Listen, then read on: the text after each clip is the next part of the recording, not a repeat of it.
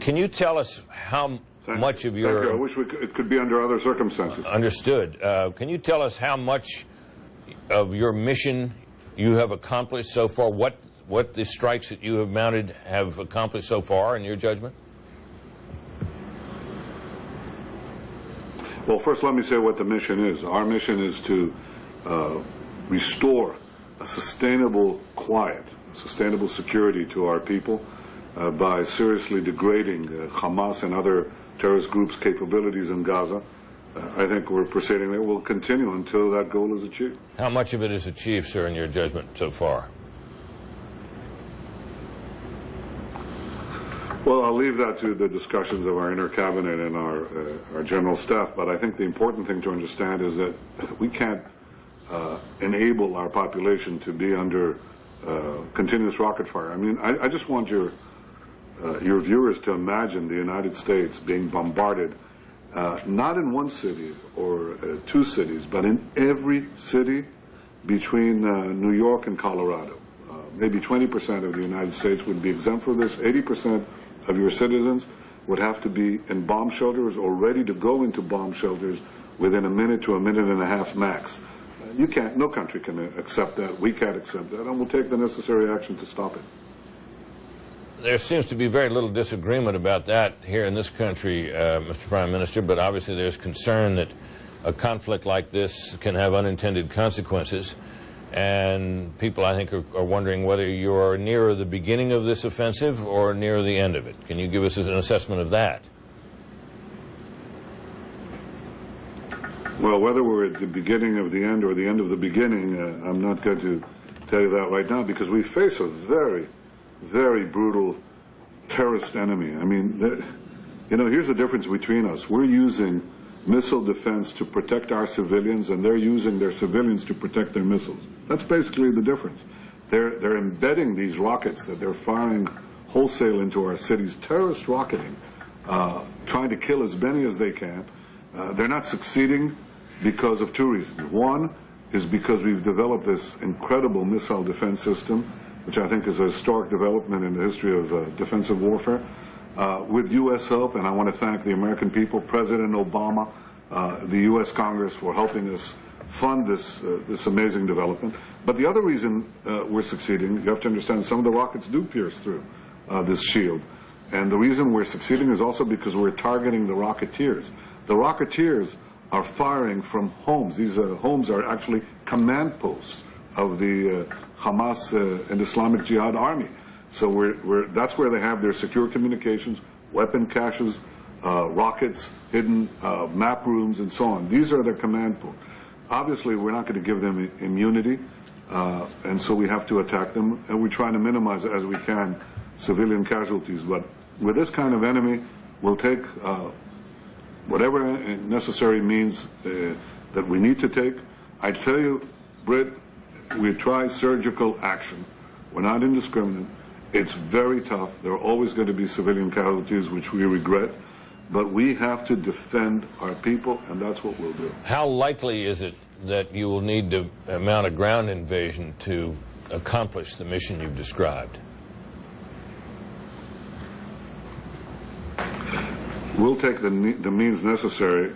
You know, if this can be achieved through diplomatic or military means, whatever military means, we'll do what is necessary, what any country would do, what the United States would do, what Britain would do, what France would do, many, many other countries understand this. I've spoken to President Obama and a good number of world leaders, and I think they all understand Israel's inherent right of self-defense, the fact that such attacks are unconscionable, the fact that they're rocketing our cities is something that no country should agree with. And I'm not going to get into the specifics of our operational response. Okay. I assure you that we have an operational response. Understood. Let me turn to the subject of Iran, which I know is of enormous concern to you, sir. Iran's foreign minister was saying today on another broadcast, quote, "We don't see," said Mohammad Javad Zarif, "any benefit in Iran developing a nuclear weapon." And he went on to say that it's simply not happening, and so on. I think I know what your reaction to that would be, but let's hear it from you. It's a joke. Of course they're developing nuclear weapons. They've invested not billions. You can start counting it in maybe in hundreds of billions of dollars. For what? For creating medical isotopes for Iranian patients circling the Earth? What are they developing ICBMs for, if not for nuclear warheads? What are they developing building these enormous underground nuclear facilities, if not for nuclear weapons? If they wanted to have just civilian nuclear energy, they could have it without centrifuges for enrichment, without plutonium, and the heavy water. That is, these are only used for nuclear weapons. So this is a sham. I mean, I don't think anybody could take this seriously. I think we have to remember this is the same Iran that is arming, financing, training Hamas and Islamic Jihad.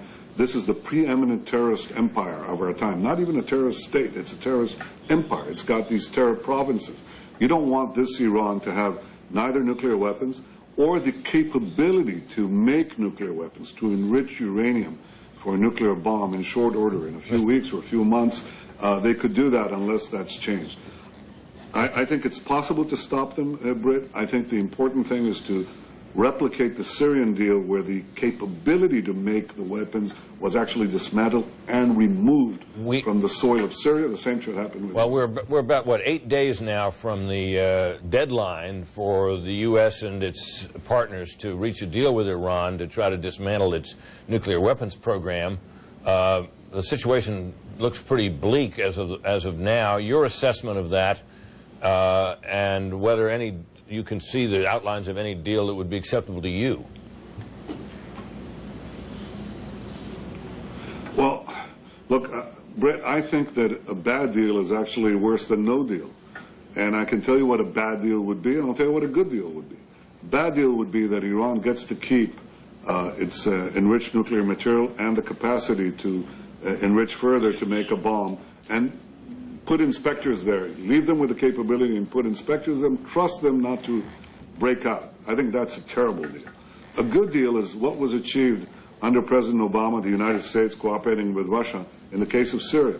They didn't tell Assad there, okay, you can keep your chemicals and the means to convert these chemicals into chemical weapons, and we'll inspect them. That's what the Iranians are suggesting. But that's not what the deal in Syria was. The deal was you actually dismantle these materials and these capabilities, and you ship them out of Syria. Got it. That's a good deal. How likely? That deal would be good. If you can get it, do it. If you can't get it, don't make a bad deal. How likely is it, given what you know of the negotiations, that the kind of bad deal you described may be what emerges here?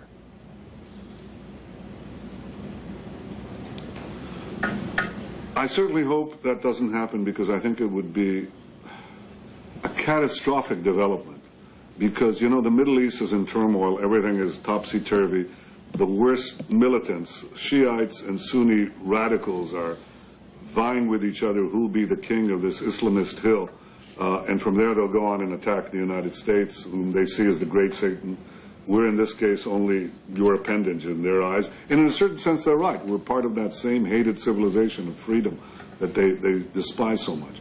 But if any one of these sides, and in this case the militant Shiites led by Iran, get their hands on nuclear weapons, then all bets are off. I think the Middle East would, many nations would rush to have their own nuclear weapons here.